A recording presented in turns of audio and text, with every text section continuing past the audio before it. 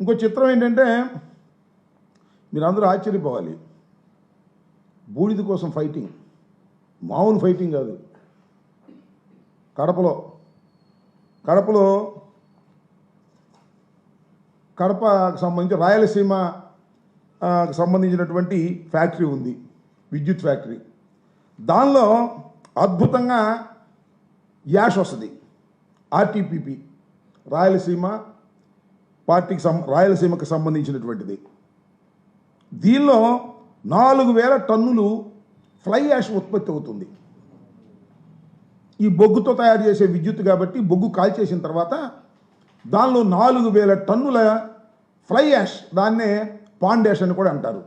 ఆ యాష్ ఏం చేస్తారంటే తీసుకెళ్ళి మన సిమెంట్ పరిశ్రమల్లోనూ లేదా ప్రైవేటు పరిశ్రమలు, ఇటుకరాయి పరిశ్రమల్లోనూ, రాళ్ళు తయారు చేసే పరిశ్రమను వాడతారు ఈ ఫ్లై యాష్. దీని రవాణా కోసం 2 తెలుగు తమ్ముళ్ళు, తెలుగు అంటే ఒక ఆయన పాత వైఎస్ఆర్సీపీ, పాత కాంగ్రెస్ ఆదినారాయణ రెడ్డి గారు, ఆయన ఈ పక్కనే జేసీ ప్రభాకర్ రెడ్డి గారు.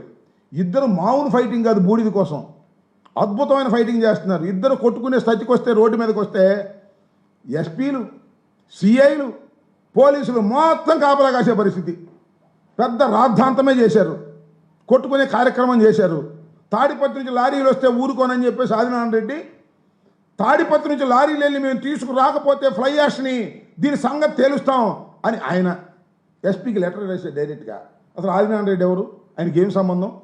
ఆయన ఏ పార్టీ? నేను తెలుగుదేశం పార్టీలో మొట్టమొదటి నుంచి ఉన్నాను అని. దీంతో పెద్ద గందరగోళం అయిపోయింది. గందరగోళం అయిపోతే ఏం చేశారండి, చంద్రబాబు నాయుడు గారు ఇద్దరికి పంచాయతీకి పిలిచాడు. నిన్నే పాపం ఆదినారాయణ రెడ్డి వచ్చాడు, మన జేసీ ప్రభాకర్ రెడ్డి గారు రాలా. ఏం చేస్తావు చేసుకోమన్నాడు. నేను రానన్నాడు. ఇది చివరికి చంద్రబాబు నాయుడు గారు కూటమి తమ్ముళ్ళు ఆదాయం కోసం కుస్తీ పడుతుంటే, అరాచకాలు చేస్తుంటే, వారి మధ్యన పంచాయతీలు పెట్టే స్థాయికి దిగజారి ఇవాళ వైఎస్ఆర్ కాంగ్రెస్ పార్టీని అన్యాయాలు, అక్రమాలు, దోపిడీలు చేసిందని చెప్పేటటువంటి పరిస్థితికి చంద్రబాబు నాయుడు గారు మాట్లాడుతుంటే నవ్వాలో ఏడవాలో అర్థం కానటువంటి పరిస్థితి వాళ్ళ రాష్ట్రంలో ఉందని ఈ సందర్భంగా నేను చెప్పదలుచుకున్నాను. ఇంత దారుణంగా రాష్ట్రంలో ప్రతిదానికి LM tax, local MLA tax. వ్యాపారం చేయి, లోకల్ ఎమ్మెల్యేకి ట్యాక్స్ కట్టాల్సిందే.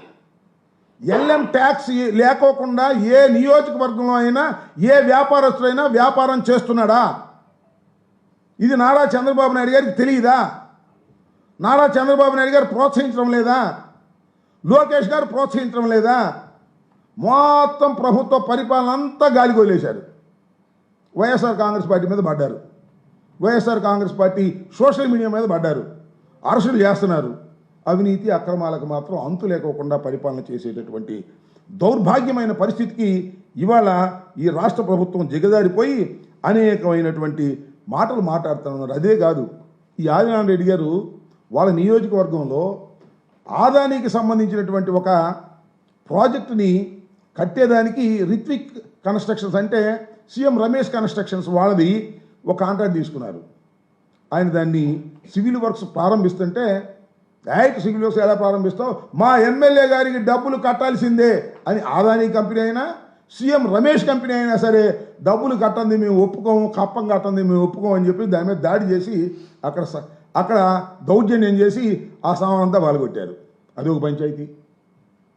వాళ్ళిద్దరు బీజేపీని, మళ్ళా బీజేపీ అయినా జనసేన అయినా తెలుగుదేశం అయినా క్యాష్ కొట్టందే పని కాదు అనేటువంటి పరిస్థితుల్లోకి ఇవాళ రాష్ట్రంలో ఉన్నటువంటి శాసనసభ్యులు విరుచుకు పడుతూ ఉంటే చంద్రబాబు నాయుడు గారు మాత్రం నేతి బీరకాయలు నెయ్యిలాగా కోస్తా ఉన్నాడు.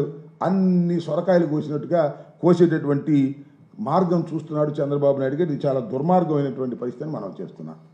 చంద్రబాబు నాయుడు గారు ఆ మధ్య ఎన్నికలకు ముందు చెప్పారు కదా, సంపద సృష్టిస్తా అని.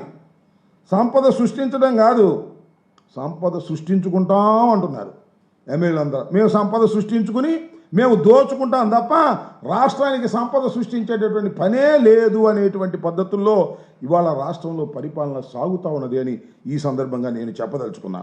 ఇది పోతే నిన్న ఒక పెద్ద కామెడీ, మళ్ళా ఎవరు మన